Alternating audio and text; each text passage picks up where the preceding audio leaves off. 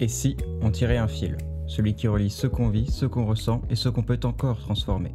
Un fil discret mais solide. Bonjour et bienvenue dans Au fil des enjeux, un podcast qui prend le temps. Le temps d'écouter, de réfléchir sans donner de leçons, sans tout simplifier. Moi, c'est Manuel et aujourd'hui on va parler de climat, de conflits, de frontières. Pas pour désigner un coupable, pas pour dire que le climat déclenche la guerre, mais pour comprendre comment il rend les frontières plus poreuses. Comment il transforme des tensions locales en crises régionales, comment il permet aux violences de circuler, de se répandre là où les fragilités s'accumulent et les réponses manquent. Quand on parle du lien entre climat et conflit, on pense souvent à des chiffres, à des tendances globales. Mais derrière ces dynamiques, il y a des histoires d'États qui vacillent, des sociétés qui s'effritent et des populations qui peu à peu perdent confiance. En Somalie, par exemple, on voit comment l'interaction entre crise écologique et insécurité prolongée a fini par tisser une spirale sans fin. Une spirale où chaque choc, qu'il soit climatique ou politique, fragilise un peu plus ce qui reste des structures de gouvernance. Et ce qu'on observe là-bas n'est pas unique. D'autres pays, à l'instar du Niger, vivent des réalités similaires. Là-bas, près de 80% de la population vit de l'agriculture. Mais chaque année, des dizaines de milliers d'hectares de terre deviennent impropres à la culture. Le sol s'épuise, le désert avance, les pluies se font attendre ou tombent trop fort, trop vite. Et dans ces régions où l'agriculture est une question de survie, ces bouleversements deviennent des menaces existentielles. Mais les dommages ne s'arrêtent pas à la terre, ils atteignent aussi les institutions. Parce qu'un État qui peine déjà à assurer la sécurité de ses citoyens, à garantir un accès à l'eau, à la santé ou à l'éducation, se retrouve vite dépassé quand les catastrophes naturelles se multiplient. Les infrastructures cèdent, les écoles ferment, les hôpitaux manquent d'électricité. Et la reconstruction devient de plus en plus difficile, de plus en plus chère, surtout quand les ressources financières sont englouties dans les dépenses militaires. Dans ces conditions, la confiance entre les populations et leur gouvernement s'effrite. La légitimité des institutions est remise en question et sans cette confiance minimale, il devient presque impossible de faire face collectivement aux défis qui s'annoncent. Ce n'est pas seulement une question d'économie ou de gouvernance, c'est aussi une réalité humaine. Parce qu'à la croisée du climat et des conflits, il y a des millions de personnes qui fuient. En 2023, on comptait 76 millions de déplacés internes dans le monde, chassés par les combats ou par les sécheresses, par les inondations ou les bombardements. Ces déplacements bouleversent les équilibres, les villes se transforment à toute vitesse sans toujours être prêtes. Dans certains quartiers, les services publics sont saturés, les logements manquent, les systèmes d'eau ne tiennent plus, l'école devient un luxe avec parfois une centaine d'enfants par classe. Et dans cette surpopulation, dans cette promiscuité, les tensions sociales se multiplient. La xénophobie, les conflits religieux ou ethniques, les violences faites aux femmes, tout cela prospère là où l'État est absent. Ce sont des territoires où les solidarités locales s'effritent, où les inégalités se creusent encore un peu plus. Et dans ces contextes déjà sous pression, la capacité à prévenir de nouvelles crises, qu'elles soient climatiques ou sécuritaires, s'effondre. Lors de la COP28, plusieurs voix ont d'ailleurs alerté que les conflits détruisent les fondations sur lesquelles on pourrait construire l'adaptation au climat. Et le climat, de son côté, fragilise un peu plus ses fondations à chaque saison extrême, à chaque catastrophe. Pour les États les plus fragiles, cette double charge devient insoutenable. Ce n'est pas seulement une crise à gérer, c'est un engrenage à enrayer.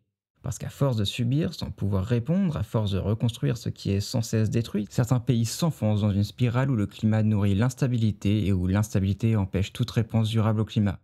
C'est là que le nexus climat-conflit devient une mécanique dangereuse, une mécanique qu'il faut comprendre pour espérer la déjouer. Et un autre effet de ce nexus est aussi particulièrement inquiétant. Le changement climatique, en détériorant les conditions de vie de millions de personnes, peut agir comme un catalyseur de dynamiques conflictuelles plus larges. Dans certaines régions déjà marquées par des tensions, il favorise l'apparition de cercles vicieux. Instabilité politique, tensions communautaires, effondrement économique, etc., etc. Autant de facteurs qui se renforcent mutuellement. Et lorsque ces tensions explosent dans un État, elles ne restent pas toujours confinées à ses frontières administratives. Il faut bien comprendre que lorsqu'on cherche à comprendre le lien entre climat et conflit, le prisme d'observation qu'on utilise, qu'il soit national, local ou transfrontalier, influence fortement notre perception. Choisir de limiter nos observations des différentes dynamiques en jeu aux frontières d'un pays peut donc masquer la réalité des tensions.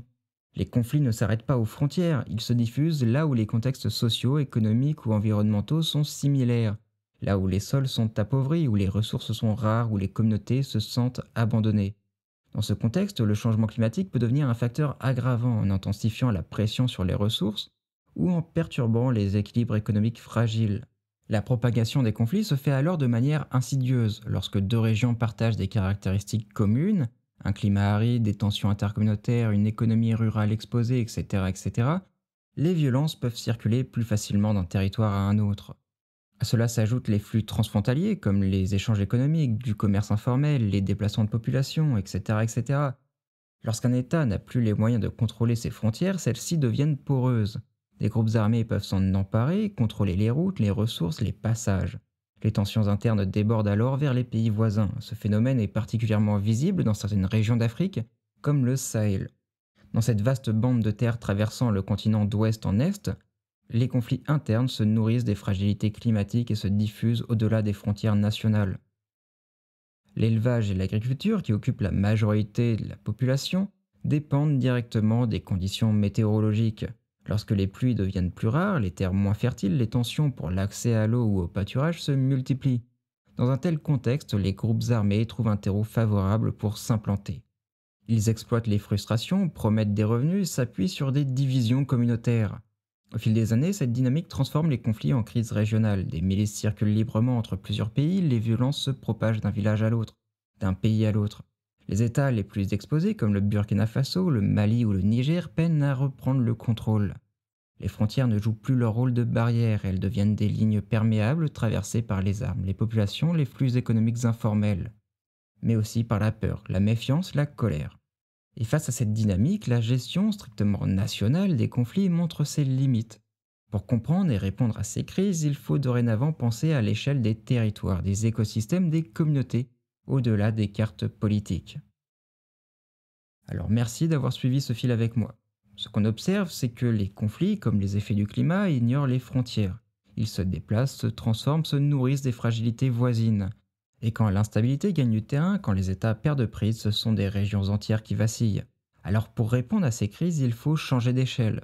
Penser au-delà des cartes politiques, regarder les liens invisibles et dynamiques qui circulent. Parce que c'est à cette échelle, celle des territoires et des interdépendances, qu'on pourra espérer rompre les cercles vicieux. A bientôt, pour tirer ensemble un nouveau fil. Si ce podcast vous parle et que vous voulez le soutenir, vous pouvez le faire sur Ko-fi. Le lien est dans la description. Merci.